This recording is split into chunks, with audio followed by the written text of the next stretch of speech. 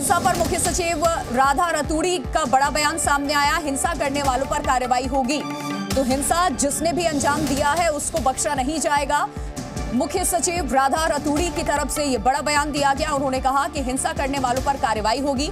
प्रशासन लगातार कल से इस तरीके से नजर बनाए हुए हैं और जितने भी लोग इस हिंसा में शामिल थे उन सब पर कार्रवाई होगी, उन्हें चिन्हित किया जाएगा। प्रशासन की तरफ से ये बयान दिया गया। हिंसा की रिपोर्ट सीएम को सौंपेंगे। पूरी जानकारी हिंसा पर मुख्य सचिव राधा रतूड़ी का ये बड़ा बयान। दंगाइयों के खिलाफ कड़ी से कड़ी कार्रवाई की जाएगी। जो हमारे देश का कानून है उसको बहाल किया जाएगा। तो हल्द्वानी के बनभूलपुरा में अवैध मदरसे और मस्जिद को हटाने गए पुलिस कर्मियों और प्रशासन के कर्मचारी पर अराजक तत्वों ने हमला किया। पुलिस कर्मियों को गंभीर चोटें लगी हैं। उन्हें हल्द्वानी के बेस अस्पताल में भर्ती किया गया है, जहां उनका इलाज भी इस वक्त चल रहा है। उसी बेस अस्पताल से ग्राउंड रिपोर्ट दिखाते हैं आपको। हल्द्वानी के बनभूलपुरा क्षेत्र में अतिक्रमण हटाने के लिए प्रशासन और पुलिस की टीम मौजूद थी, लेकिन उसी बीच में स्थानीय लोगों ने पथराव किया, आगजनी करी, जिसमें कई सारे पुलिसकर्मी और अन्य कर्मचारी घायल हुए। इस समय मैं बेस हॉस्पिटल में मौजूद हूं और यहां पर आप देखिए तमाम जो लोग हैं जो उस वक्त ड्यूटी में मौजूद थे, जो घायल हुए हैं, उन सभी का यहाँ इलाज किया जा रहा है।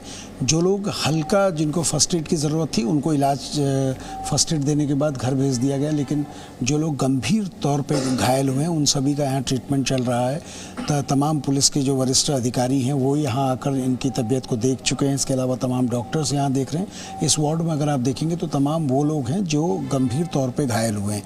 पुलिसकर्मी और तमाम जो कर्मचारी थे नगर निगम के, प्रशासन के, वो सभी बनभूलपुरा क्षेत्र के मलिक बगीचे में जो अतिक्रमण था उसको हटाने के लिए गए थे। लेकिन उस दौरान जो पथराव हुआ, जो आगजनी हुई, उसमें कई सारे लोग गंभीर तौर पर घायल हुए और उन्हीं घायलों का बेस अस्पताल में इलाज चल रहा है। अब पुलिस ने बनभूलपुरा क्षेत्र में पूरी तरीके से अपनी नफरी को बढ़ाया है। कर्फ्यू लगाया गया है, धारा 144 लगाई गई है। कोई भी व्यक्ति अपने घर से बाहर सड़क पर नहीं घूम सकता है। आपातकालीन स्थितियों में जो मेडिकल इमरजेंसी होंगी सिर्फ उन्हीं लोगों को परमिशन होगी, लेकिन उनको भी जो साक्ष्य हैं वो दिखाने होंगे। और इसके अलावा अगर कहीं पर भी अराजक तत्व दिखते हैं तो उनको जी न्यूज की टीम ग्राउंड पे मौजूद है, अलग अलग जगहों से लगातार रिपोर्ट भी कर रही है। माहौल वहां पर कैसा है वो तस्वीरें आप तक पहुंचा रही है। शिवांग हमारे साथ जुड़े हैं। शिवांग, सबसे बड़ी बात, अवैध तरीके से जमीन पर कब्जा किया आपने, अतिक्रमण प्रशासन हटाने के लिए वहां पर गई तो आपने उनके ऊपर जानलेवा हमला कर दिया। और बड़ी जानकारी ये सामने आ रही है कि ये तो उत्तराखंड मदरसा बोर्ड में कहीं भी रजिस्टर्ड भी नहीं था मदरसा।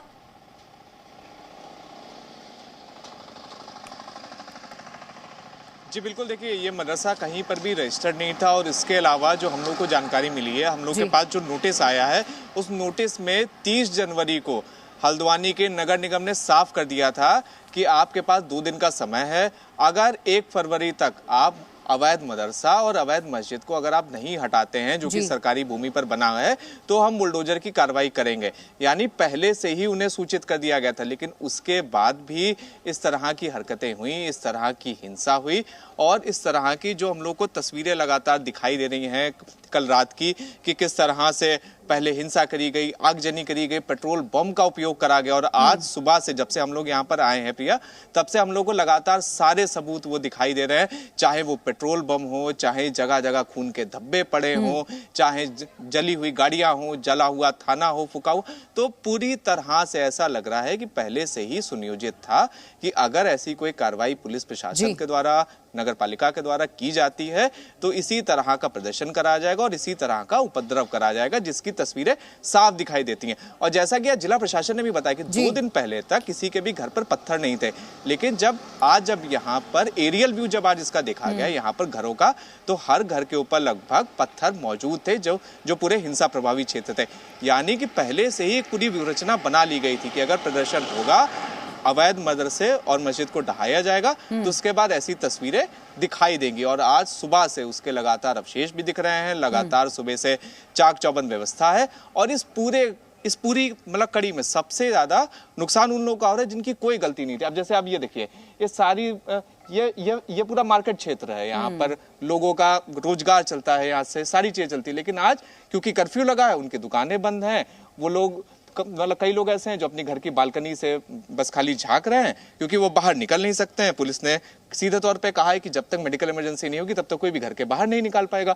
तो देखिए, इस वजह से कि चंद लोगों की जो उन्होंने कल हिंसा करी, उसकी वजह से पूरा इलाका उसकी पूरी मार झेल रहा है। और पूरे इलाके में जिस तरह से तस्वीरों में भी हम लोगों ने भी देखा था कि किस तरह से पैरामिलिट्री फोर्स तैनात है, किस तरह से पुलिस बल तैनात है, किस तरह से ITBP के जवान तैनात है। तो वैसे में यही करना होगा कि जल्दी से जल्दी इन सभी लोगों को चिन्हित करना होगा, क्योंकि इन सबके वीडियोस आए हैं जिसमें ये सभी लोग हिंसा कर रहे हैं, आगजनी कर रहे हैं। तो वैसे में देखना होगा कि सरकार के एक्शन का विरोध भी कर रहे हैं शिवांग, और तस्वीरें हम देख रहे हैं। बिल्कुल सही कहा आपने। और जिन लोगों की कोई गलती नहीं है घरों में कैद होने को मजबूर, सबसे ज्यादा वो लोग जो हर दिन की कमाई से अपने अगले दिन के गुजारे के लिए जो बंदोबस्त करते हैं, उनके पास भी कोई रास्ता नहीं है, घर में बंद है वो, चाहे वो भूखे रहे, मेडिकल इमरजेंसी ना हो तो वो नहीं निकल सकते। क्यों?